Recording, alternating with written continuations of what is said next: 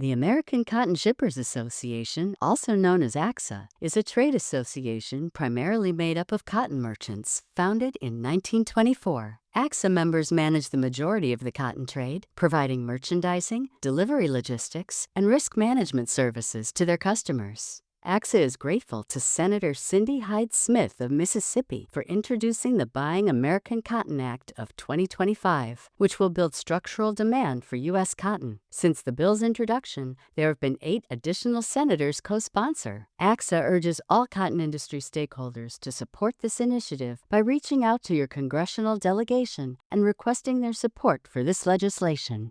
The issue of microplastics is becoming increasingly important as the cotton industry pushes to capture greater consumer attention and increase demand. A new National Cotton Council program called Plant, Not Plastic is starting to gain traction, and we're going to explore the numbers and the strategy behind that program in this episode of the Cotton Companion.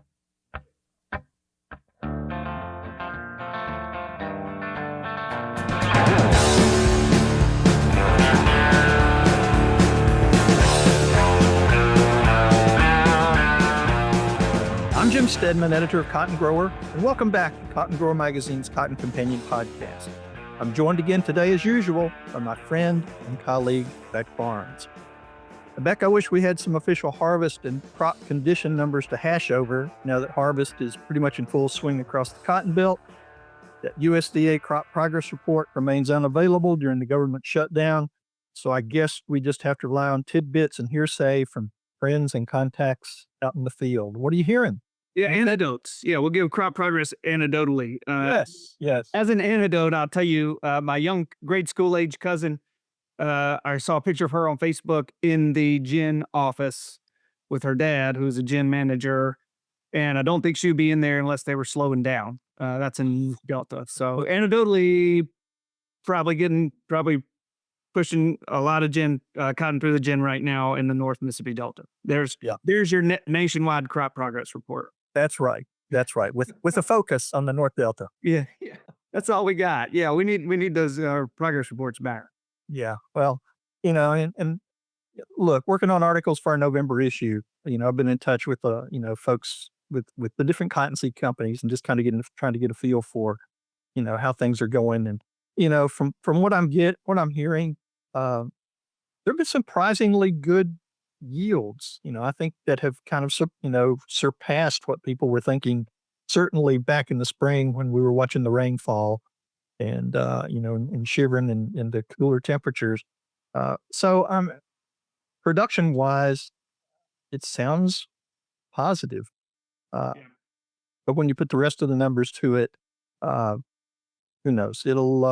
It's the year I think is still going to end up not quite where any of us want it to be. Yeah, it's the flip side. Yeah, we had a great production year and people are yielding good. You can look at it as a silver lining on the rough year, or geez, if we had just had, average, catching an average price, we could have really been doing something good. But we choose to be positive. We're positive. Yes. Have to be positive as best we can. But yeah. Anyway, as mentioned in the opening of the podcast, we're going to turn our attention today to a new National Cotton Council program called Plant, Not Plastic. That's an educational effort to increase awareness of microplastic pollution from multiple sources, including polyester clothing. There's a lot of good research information behind this program, and every bit of it backs up the comfort and environmental values of natural fibers. Marjory Walker, who is National Cotton Council Vice President of Council Operations, is spearheading this effort. She's going to join us in just a few minutes to share some of those program details with us. Yeah, we're excited about that, Marjory. In addition to her official title there, a longtime friend and helper here at Cotton Grower Magazine. She's been really good to us over the years. This is our first time we've had, I know every time we've had her on the pod, I don't know if we've featured her on the magazine before. I'm struggling to remember, but she is one of those folks who knows a little bit about everything that's happening out there. So we're happy to have her. Definitely. First thing we want to do, though, we want to welcome back the Cotton Board as a supporting sponsor of the Cotton Companion podcast. Our colleague and custom content manager, Hillary Wynn, she recently visited with Stacy Gorman, who is the Senior Director of Communications for the Cotton Board. about some of their latest activities. Hi, I'm Hillary Wynn, Custom Content Manager at Meister Media Worldwide, publisher of Cotton Grower Magazine. Joining me today to discuss the Cotton Board's Importer Support Program Farm Tours is Stacy Gorman, Senior Director of Communications for the Cotton Board. Stacy has been with the Cotton Board since 2008 and leads the organization's communications efforts to inform U.S. cotton producers about the Cotton Research and Promotion Program. She oversees advertising, PR, social media, and outreach. She also supports cotton importers through the Importer Support Committee, which bridges the gap between cotton imported from major brands and retailers and cotton on the farm and the cotton they need to bring their products to consumers. Stacy, welcome to the program.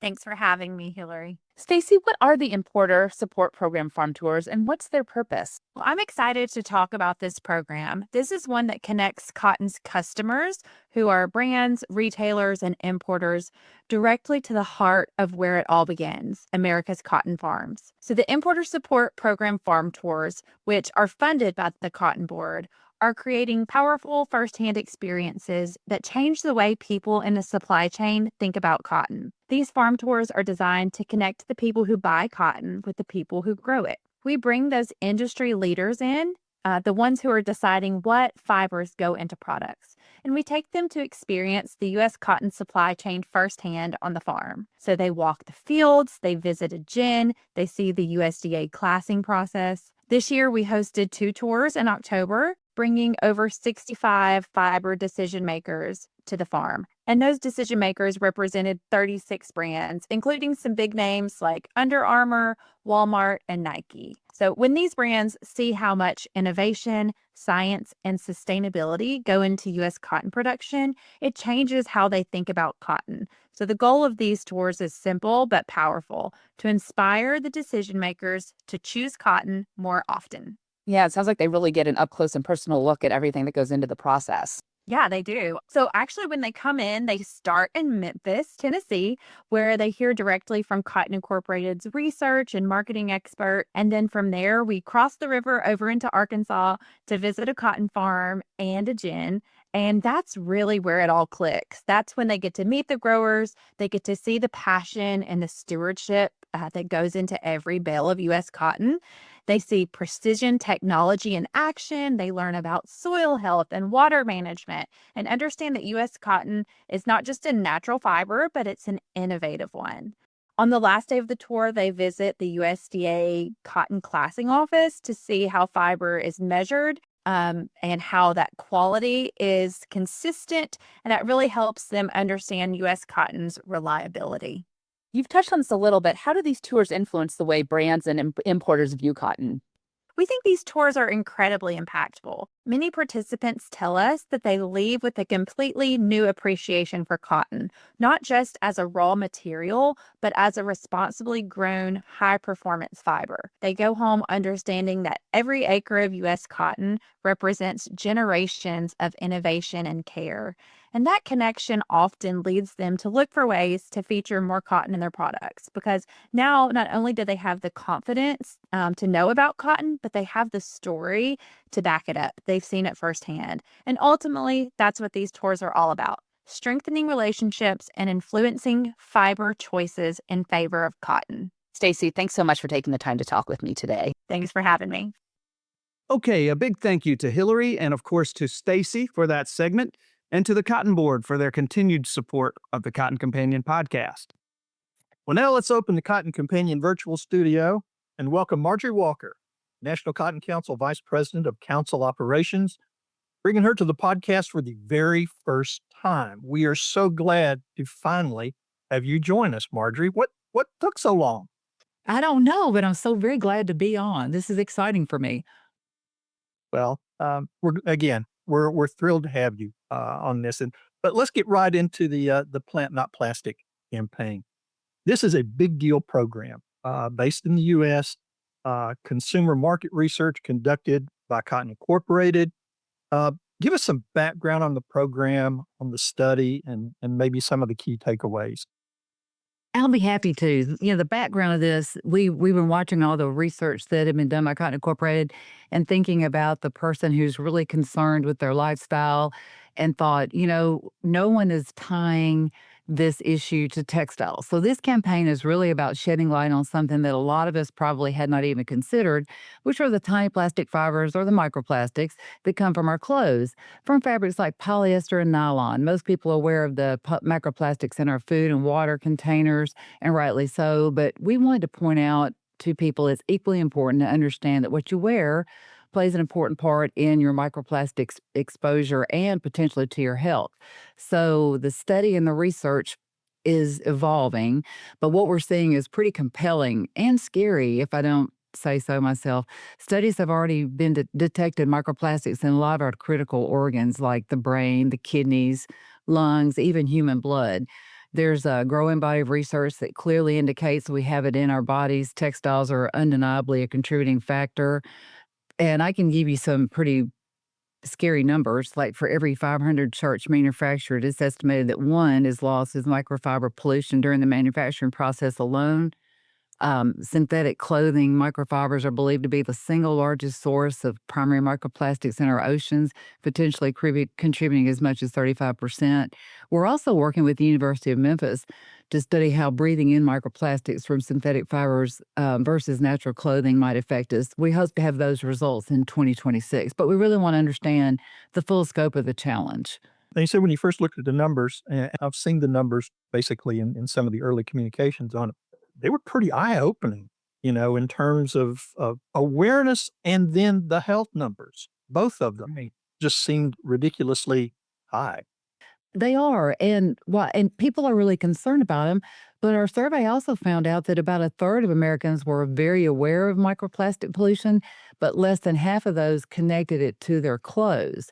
It showed that most consumers were concerned about microplastics in their food and drink, about 68%, and their health, around 63%. But it seems they weren't fully grasping the bigger picture of the impact from textiles. So we launched this campaign to try to bridge that knowledge gap, highlighting the benefits of choosing natural fibers like cotton as a simple yet impactful way to reduce the microplastic pollution. Okay. Now we know that obviously there are a lot of misconceptions about sources of the problem and not just plastic bottles and things like that.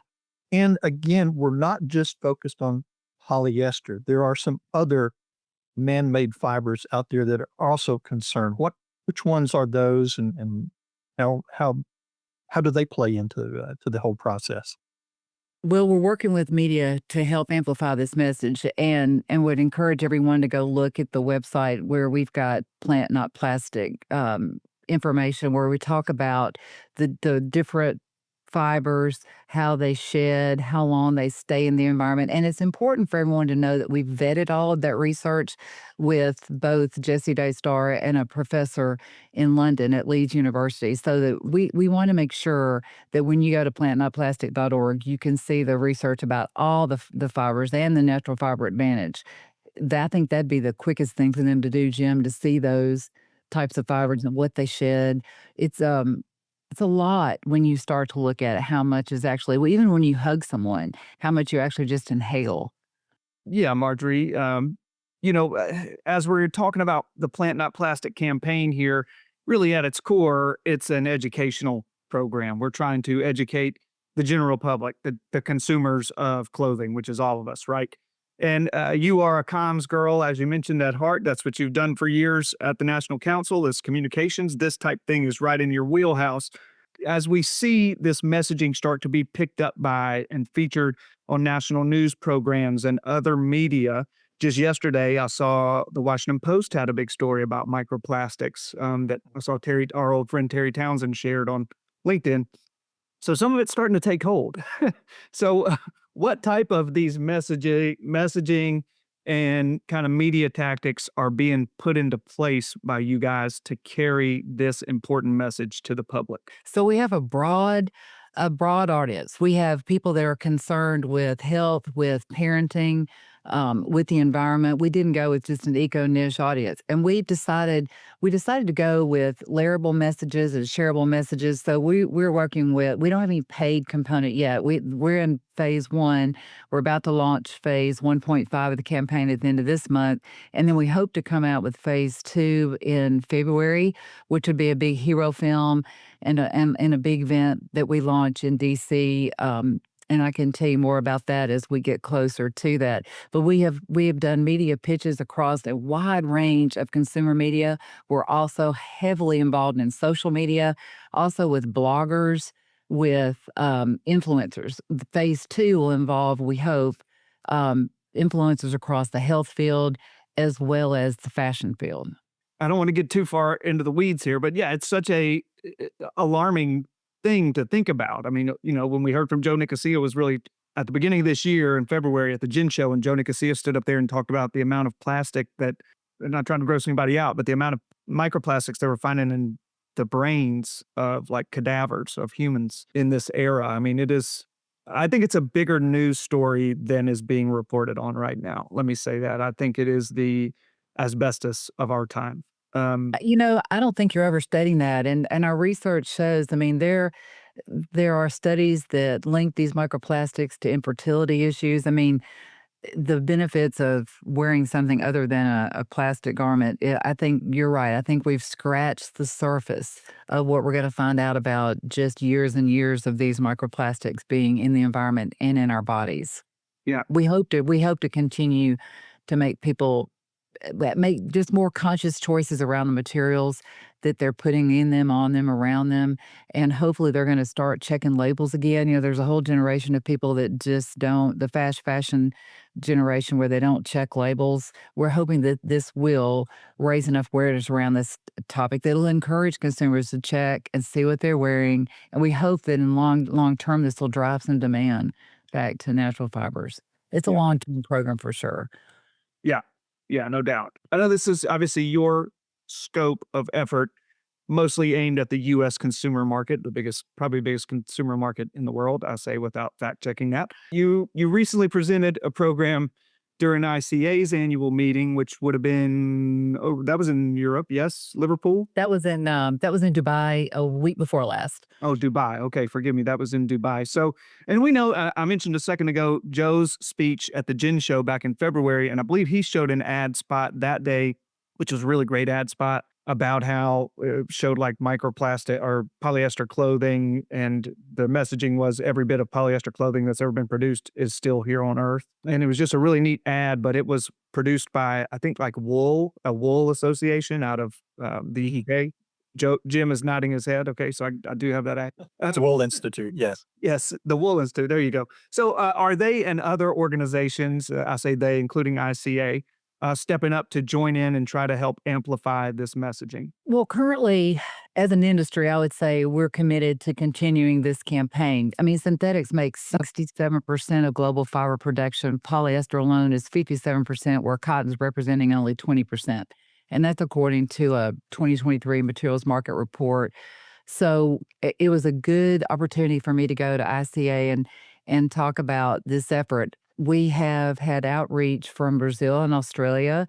They are very interested in working with us. I don't know. I feel sure that Australia will. I don't know to what level. And the verdict's still out on Brazil. They may or may not. They may want to do their own cotton campaign. We had gone over there with the idea that we could each have our own country campaign. And we had gone over there with the idea of having a global campaign in some of the 5 largest markets in the EU. So that's what I presented. And I've got some meetings now in 2 weeks with them to follow up and see what what the verdict of that will be. So I look forward to sharing that with you once I find out. But as far as this country, we have buy-in from many, many of the U.S. cotton organization. Everybody's on board. I hope that we'll have a global campaign because I think this is what it's going to take is global awareness. Obviously, and I think you stated just a minute ago, this is a long-term program. I mean, we're just getting started. We haven't even really put the can down on the road to kick it, yet at this point. But I'm guessing there are going to be some checkpoints along the way to kind of measure your progress. What is that progress going to look like? What we hope to see, we actually hope we're going to be measuring progress will be raised around awareness around the topic, and hopefully that long term builds demand. But we'll be monitoring to see is the awareness continuing to rise, or are people continuing to make choices that impact the environment. That's what our KPIs for this campaign are built around. Are we going to see a reduction in the consumption of microplastics? Will we see an increase in cotton? I tell people it's not a silver bullet and it's a long-term process, but I think awareness, we'll be monitoring consumer awareness about this to see if we've been successful. Well, this is, again, we appreciate you being here. This has been a great discussion, and you've got so much good information backing up this campaign, so much strategic thought put into place. Obviously, the cotton industry needs all the help and goodwill it can muster right now to help bump those demand numbers up. And certainly, we'd love to have you back for some update discussions as we see how this campaign unfolds. So, again, thanks so much for joining us today. Finally. Well, thank you for having me. When we launched the hero video that we're going to launch, we hope to launch around Valentine's Day. We hope to do it in DC. I'll make sure we get you on the list so you can come up and see how that goes. That'd be great. And for our listeners, if you want more details about the Plant Not Plastic campaign, you can find those online at plantnotplastic.org. You can find it online at cottongrower.com, and as well in the October issue of Cotton Grower Magazine. So, Marjory, again, thank you so much. Appreciate your time. And, let's get together soon and keep the discussion going. All right. And choose cotton. Okay, so that's going to do it for this episode of the Cotton Companion podcast. Thanks again to our good friend Marjory Walker for sharing and discussing the details behind the Plant Not Plastic campaign. Thanks, too, to our sponsors, the American Cotton Shippers Association and the Cotton Board, and Stacy Gorman, another longtime friend of Cotton Grower Magazine. And as always, we want to say thanks to you, dear listeners, for joining us and for your continued support. We hope that you've enjoyed this episode, and if you did like what you heard, please be sure and spread the word. Tell your friends, tell your farming neighbors about the Cotton Companion podcast. Here's where and how they can find us. You can find the Cotton Companion in 3 easy ways. First, go to cottongrower.com/companion, or simply click the podcast tab at the top of the homepage. Second, subscribe to our channel on iTunes or wherever you find your podcasts these days. And 3, sign up for our weekly e-newsletter, the Cotton Grower e-News, that's delivered to your email inbox every Tuesday morning. You can do that by going to cottongrower.com/subscribe. Also, be sure to follow Cotton Grower on social media. We are at Cotton Grower Mag on Twitter. And on Facebook, you'll find us by searching for Cotton Grower Magazine. Cotton Companion Podcast is produced by Tyler Hatch and Kim Henderson, our talented colleagues, world headquarters for Micromedia Worldwide in lovely Willoughby, Ohio. I'm Jim Stedman, he's Beck Barnes, and we'll be back with you in a few weeks with, drumroll please, the 200th episode of the Cotton Companion. Who knew? Until then, let's get the crop out of the field, buy 100% cotton, and stay safe. 'Cause God made me a farmer. Yeah, he works and he works and he works and he works all day. God made a